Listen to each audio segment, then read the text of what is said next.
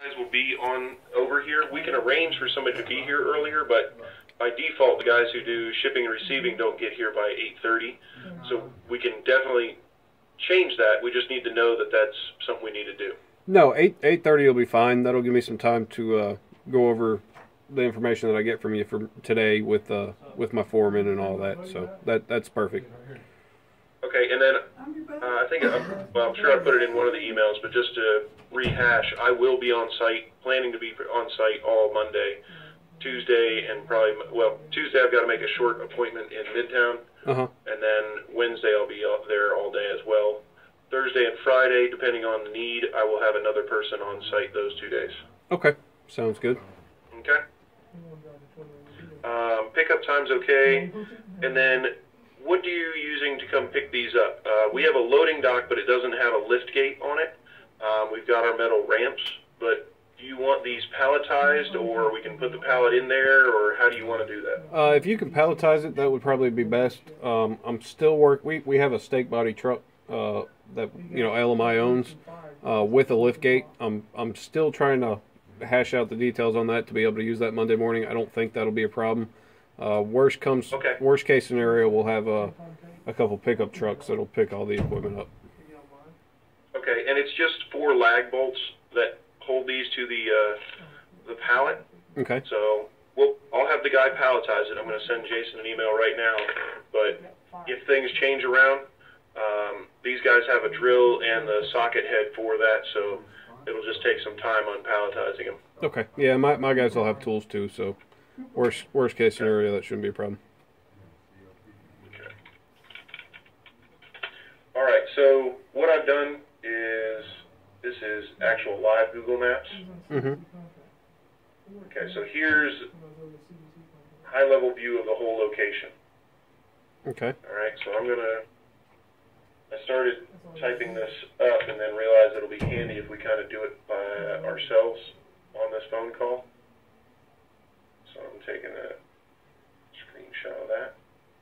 All right, now over here on the far left, where that blue X is? Yes. Okay, there's 2 gates there. I'm not sure if they're entry or exit or what. They are a bus-only access that we are not touching at all, okay? Okay. So as you're out there, it may come up, what's going on over there? When do we need to start working on that area? We're not messing with that area at all. We don't know anything about the connections out there. I really think it's just 2 powered gates with garage door openers set up for them. Okay. But to go into the non-important stuff to start with, sorry about that, but no problem. That's over there. At the top of this area, you have a nested area. So Jeff was telling me that you guys have a few guys that know parking over there but never kind of done the same thing. What is your background, and I might be able to explain this that works better for you? I mean, we've done barrier arms and actual gates tying in with access control and that sort of stuff. I haven't done any computers or anything like that. Parking, pay. I guess this is for paid parking. Yes. Yeah. It's an off-airport location, so if you're going to fly out of town, you park here. Gotcha. Yeah, I haven't. I don't personally have any experience with that. Okay. All right. So let's not go directly into that. Let's actually zoom into the front part of this garage here. So this is a public street. People are pulling up to this area over here. And what they have here is 2 reversing lanes. So this far lane to the right where my cursor is, it is a entry lane. And then at night they manually go out there and they flip a key switch on the gate, and it flips it to an exit lane, and there's a fee computer actually built into the booth there. So somebody stands inside the office there and scans their ticket and lets them out through an actual cash register. Okay. Okay. Now the next lane is fairly similar to that, where it is still a reversing lane. 9 times out of 10, it's going to be used as an entry into the lot. But when they close at night, they don't like to have somebody out in these booths. they change it to where then it's an exit. Both of these are exit lanes. Okay. So again, it's 2 key switches. So these 2 lanes almost have 4 lanes worth of equipment. Gotcha. So there's 4 gates, 2 ticket spitters, 2 fee computers, and then this lane right here, and this is the lane they'd like to start in,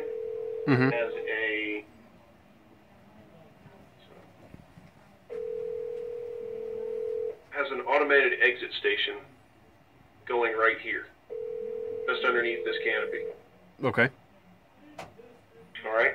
Now, all our devices are networked devices. Okay. Okay. So our the best way to go about this is getting to the ticket spitter or the exit device, and then it's got a small 5-port switch in it, and then we connect the rest of the equipment in that lane to that network switch. Okay.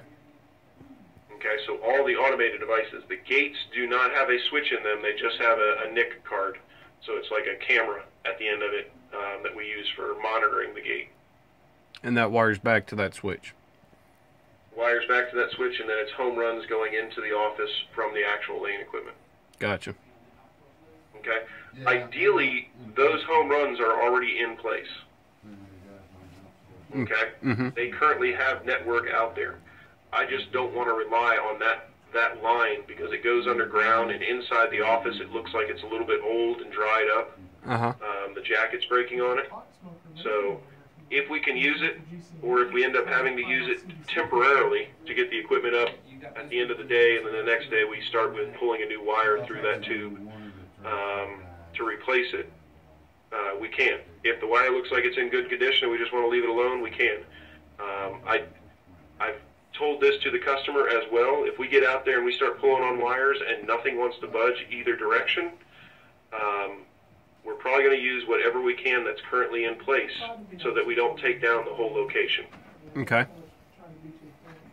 All right, but it's going to be, and that's one of the reasons that I'm also always on site at these jobs as they're going in, because of those variables that it's a judgment call either on ParkingSoft, or we push it over to the customer depending on what it looks like cost-wise and say, hey, this is going to cost you revenue for the 2 days. You know, as soon as I start ripping out this wire that I can't budge, I don't know if I'm going to be able to get a new one in, or we're going to have to do a temporary service. Okay. All right, so what they're talking about doing actually is starting in that second lane on Monday. Okay. Paint.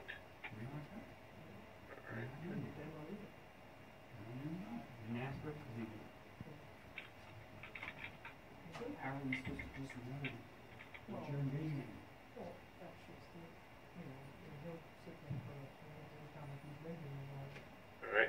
And then they want to go this direction over here. And there's a couple people that are arguing on how to do that as well, but they really don't want to touch this fee computer in the office till the last day.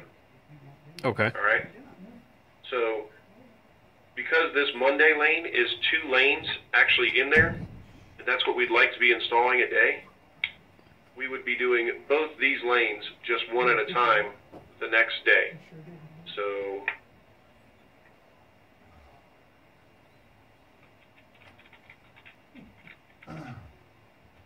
Tuesday morning in this lane.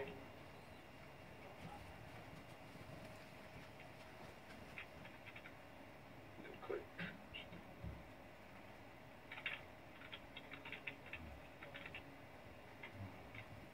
Tuesday afternoon in this lane.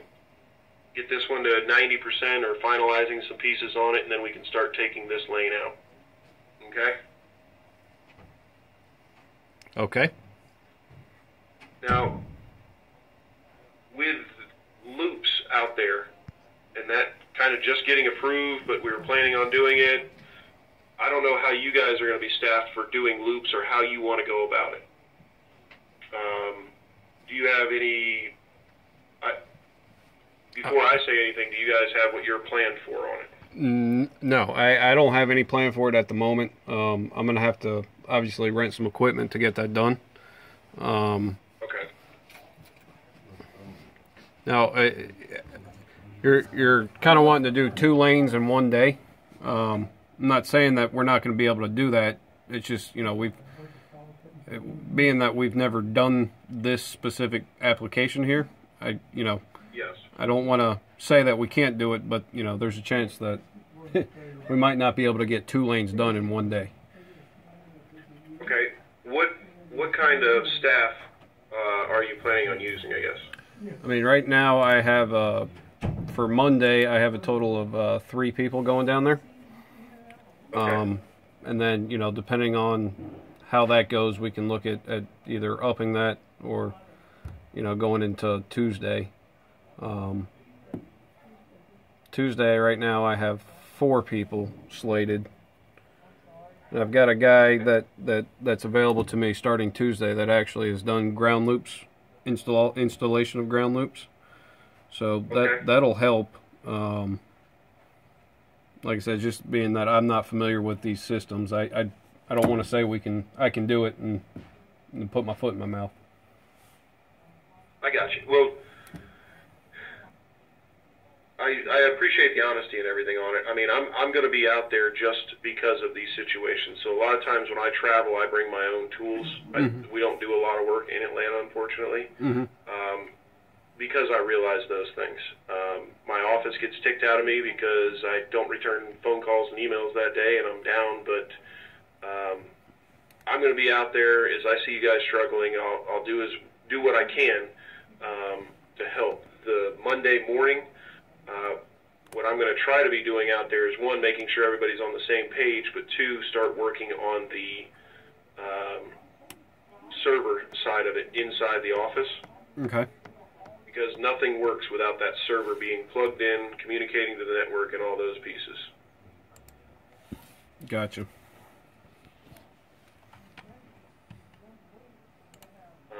And then I'll come out there, probably spend an hour on the phone trying to troubleshoot some other stuff at other locations, and then I'll come out there and see where we're at, what we're looking like, that sort of thing. Okay. Okay?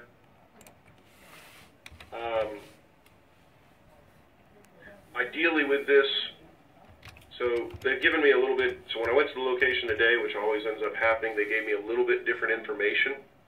So this is how they'd like to start the week. But they also said, so not being from parking, you pull in here, you pull a little piece of paper or ticket, okay? Right. You get charged, $5 a day or whatever the rate is. If you go in this covered area over here, it increases your rate to $10 a day, just for easy, simple math, all right? Okay.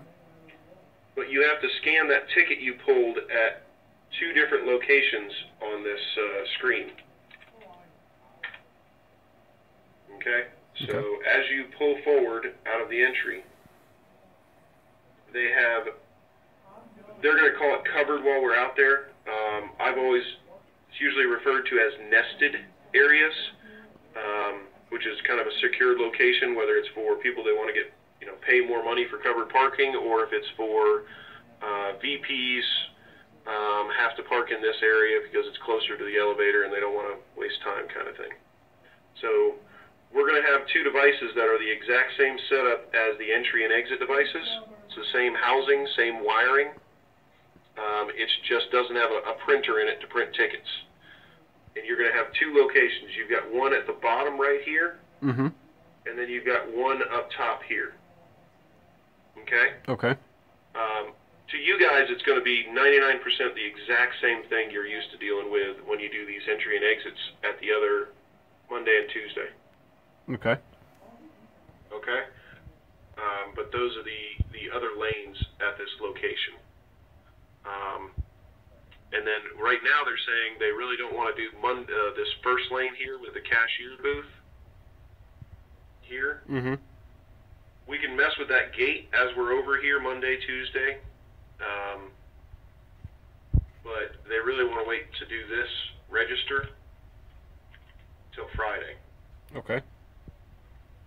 All right, so we could replace this gate over here. There's actually a ticket spitter in that lane too, because it's one of the reversing lanes.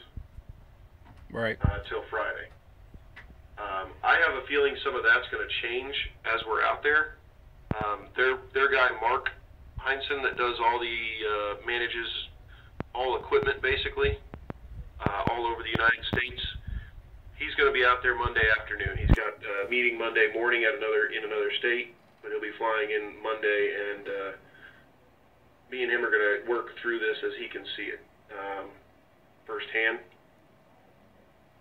What I think is going to happen is Tuesday we're going to leave one of these 2 lanes here in place, and we're going to go to one of these nested areas. Okay. Okay. They're wanting me to do one of these, or the location manager, not Mark, the location manager really wants one of these nested areas done on Monday. Okay? Okay. But I told him I don't see how that's feasible. With your personnel not coming available till Tuesday for cutting loops, or your main loop guy, mm-hmm. I don't know if you want to hold off and have him just cutting loops Tuesday, and we'll just have to unbolt some bolts in the equipment and run the loop up underneath it that way, in the groove that's already there. How you want to deal with that, or is the guy who's cut loops before also the guy that's dealt with a lot of parking stuff, and he's probably not going to be cutting the loops. He's going to be managing some other stuff on the site. He just can't come available until Tuesday. He's not available till Tuesday. He's off on Monday. He has worked with some gates and stuff in the past. I was really wanting to have him focus just on the ground loops. And I can have, I've got a guy here. We've done some work for you guys locally, service calls and that sort of stuff. And the guy that I've had do those service calls, I'm going to rearrange and probably have him out there on Monday and Tuesday as well. So he's going to be probably more familiar than anybody with the with the components and stuff. I don't know that we've done any of the feed computers or anything like that for the service calls, but I know he's done the barrier arms and that sort of stuff. So, and we've done other gates and stuff. So I have confidence in the guys that I got going out there that they can get it figured out. It's just we'll have to just play it by ear that first day to see where we stand. Yes, yeah. On the feed computers along with the server, I may be grabbing your guys for assistance on little things here and there, and I'll want your guys to clean up the wiring. But for the most part, what I'm going to do, depending on how much you guys need me out in the lane, and again, you guys are contracted for the whole thing, but I don't want to have to be there on Thursday and Friday. I've got other obligations, so I want to be as far along as I can be. So more than likely what I'm going to end up doing is I'm going to put these feed computers together, and it's really 5 components that are USB and serial put together. It's not complicated. If you saw one, I have no doubt that you could put it together and connect everything. But I'm probably going to put them together and put them in the office, and then it will be a matter of making 2 trips out there, reconnecting those wires, plugging it into a network, and be good to go when it comes to putting the feed computers in there. Just so Parking Softs feels comfortable with it, and we make as much progress as we can on those first 3 days. I'm probably going to go ahead and do that. It may not even be during normal hours. It may be after you guys leave. I'll sit there and put those feed computers together in their back office. Hook them up to the server, make sure everything's communicating correctly, and then from there, you guys can just carry them out there to the booth and zip tie the wires up nice and neat. All of them have factory USB wires, so they're like 6 feet long, so they just need a little bit of love when it comes to that stuff. But it'll probably be one of the easier parts to the system is those feed computers for you. Okay. All right. Okay, so as we roll into the end of the week, after all these lanes go in, so looking at the schedule they currently have us doing is this is Monday, over here. This is Tuesday. The nested area, this one may go on Tuesday and one of those drop off, and then basically the other 2 lanes would be on Wednesday. Okay? Mm-hmm. And then the other side at this location is, let's get back to Google Images, scroll this way, and I don't know if we'll be able to see this with a little bit of tilt. There we go. Alright, wow, isn't that cool? Okay, so here is, this is the best one you can see right now, is this gate. Alright? Mm-hmm. So they have 1, 2, 3, 4, 5, yes, 5.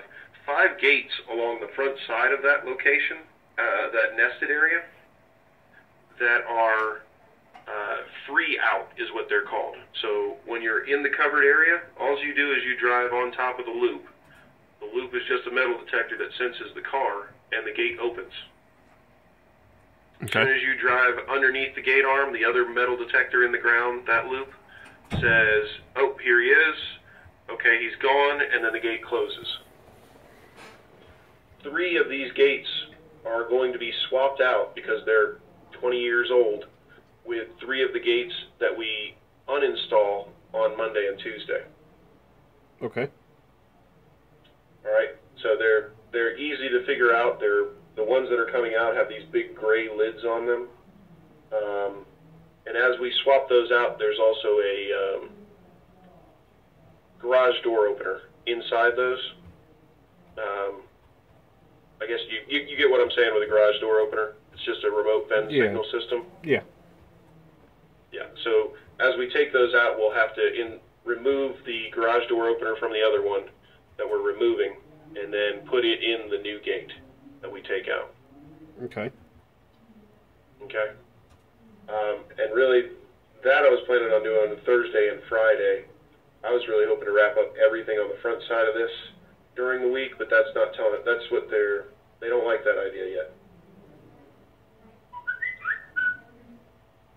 Okay, but as is, we're planning on doing the gate swaps on Thursday, and that should be pretty easy because it's just putting back what's already in place. Are we cutting new ground loops for those, or are we utilizing the existing? We are utilizing the existing on those. So let me double check the math because it was 17 loops. So it's 1, 2, 3, 4, 5, 6, 7, 8, 9, 10, 11, 12, 13, 14.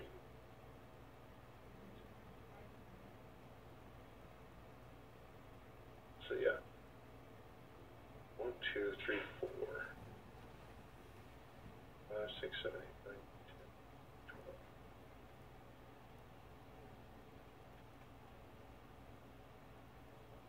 Yeah, we're not replacing the loops on there. I'm struggling to figure out how he got 17 on this count and not 16, but we're not replacing the loops for those.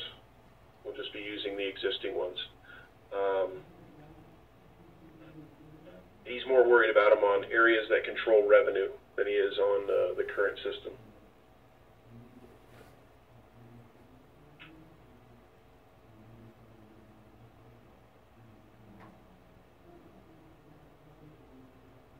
All right. All right. Now, the Dropbox link I sent you, did you get a chance to look at some of those diagrams in there? Yeah, I've got it all printed out. I haven't gone through it with detail yet, but I do have it all printed out, ready to go. Okay.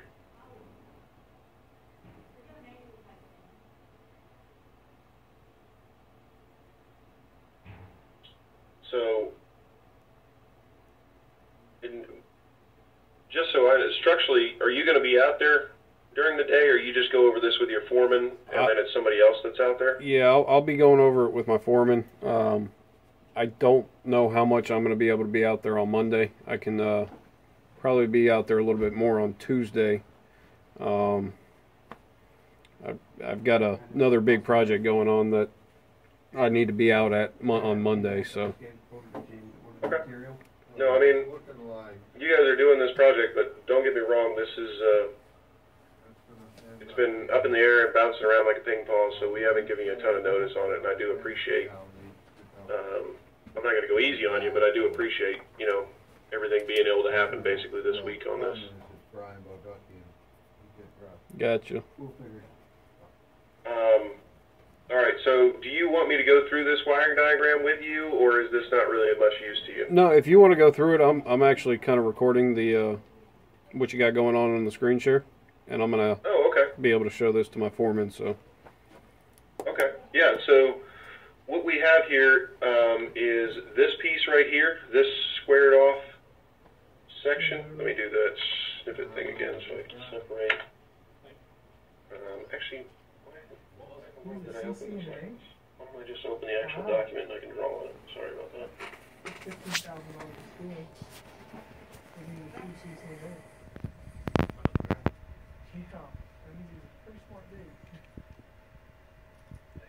don't just get a CCNA. That's a Microsoft certification. This is the only thing that would trouble me with that is if you have a CCNA certificate. I know of a few companies right now, you walk in there with that, that's $80,000 a year plus. Seriously. Yep. You don't know.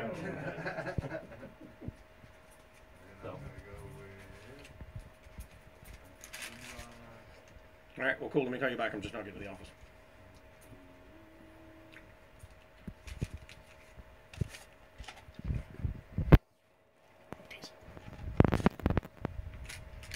Expected pork.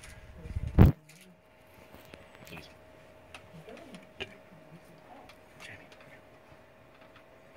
His dad got fired too. You know when Obama came to Atlanta the last time and visited the CDC during the Ebola thing?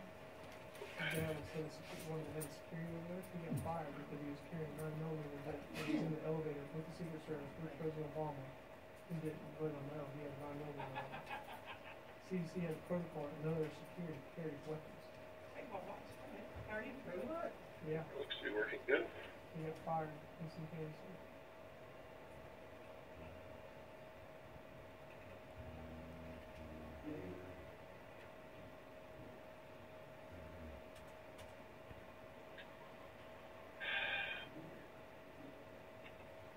Well, it was a good idea.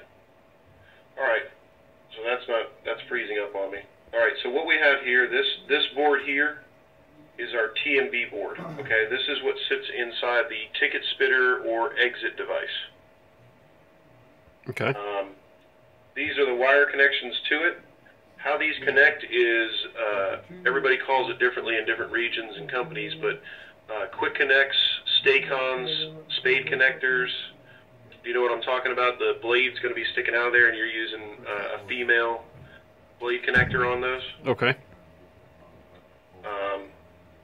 So that's how it connects to our board.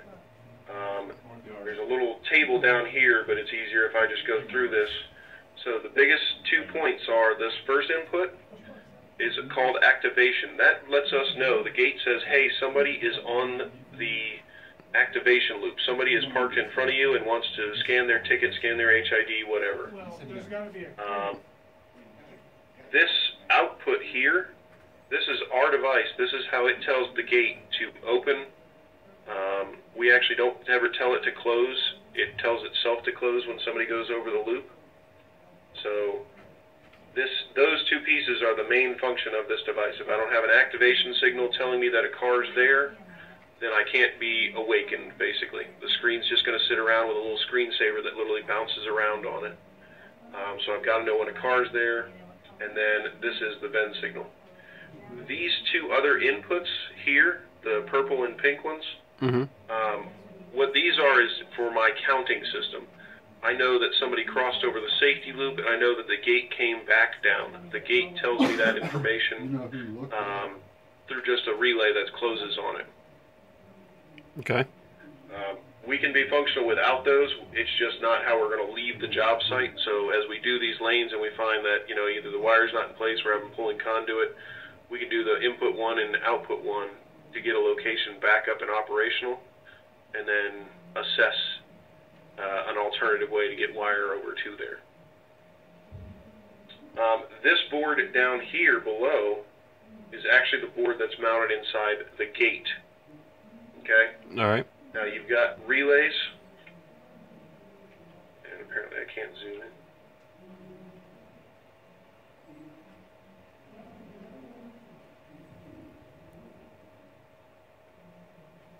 Still can't zoom in. So you have relays over here. These are your 3 outputs going directly into the TFV board. Over here, this is the input. This is how we're telling the gate to actually open. Is these 2 wires come across, come into here. Now, a few of the devices out there have intercoms in them. That gives them an alternate way to actually vend the gate. This will actually be wired in place already inside the device, and we'll just be connecting to 2 butt splices in there, so it won't need any additional hardware or anything. Also on the gate board, this lower board here, these are the connections where the loops connect. Alright, so the first 2 connection points are for the activation loop, and the second 2 connection points go to the safety loop. Okay. Alright, we'll go through the programming of the actual gate with your guys out there. Do they normally keep a laptop on their trucks, or different set of guys, or? Yeah, they'll have a computer. Okay, so this gate comes with our general settings on it. The ones that have to use the key switch, those are additional feature, and I don't know that those will be operational by default in the device, but I can show them in the laptop how to actually set them up. And then up here, this little square here, this is where the network cable actually connects back over to a switch that's inside of our ticket machine or exit device. It's not needed for operation. We use it only as a support tool, basically. So if somebody calls me and says, hey, there's something wrong with my gate, I can remote log in and see, one, if the boom's been hit by a car, if somebody's on the activation signal, if the intercom's locked up and is telling it to hold in the open position, those general things. So that's why we have the network cable in there, and that's, it's required to be in there, but again, as we go through this location, we'll see stuff can't go in that day, and it may need to be a cleanup item later on in the week. All right. All right. Apart from that, there shouldn't be really any other real interaction that needs to happen between these 2 devices. It's getting these interconnects run over here. This is what the 18 gauge 8 wire is, or I may have given you the 1810 spec on there, but that's what that wire is going to be used for. In addition, on the exit lanes that have a fee computer in them, another set of wires